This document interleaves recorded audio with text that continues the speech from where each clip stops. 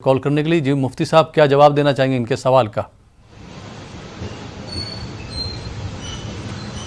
जी बिस्मिल्लाहिर्रहमानिर्रहीम। इन्होंने सवाल किया है कि चांदी का जो निसाब है वो सोने के निसाब से बिल्कुल मुख्तलिफ है। सोने के लिए 60 ग्राम 755 मिलीग्राम है, चांदी के लिए 425 ग्राम 285 मिलीग्राम है। तो चांदी का जो निसाब है वो तकरीबन 50,000 से मुकम्मल हो जाता है। तो ऐसी सूरत में कोई किसी के पास इतनी मकदार में घर में रुपया जमा होता है तो क्या उस पर भी ज़कात होती है?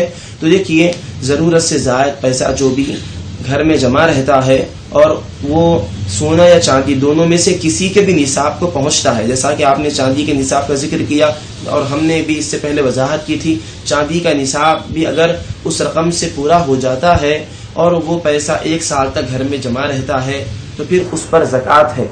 तो चांदी का निसाब सोने से कम है और चांदी के निसाब के पैसे भी कम होते हैं तो ज़कात भी उसको चांदी के निसाब से ही देनी होगी, सोने के निसाब से ज़कात उसमें नहीं देनी होगी। जो भी रकम है मजमूई उसमें से 2.5 ज़कात की निकाली जाए। जी।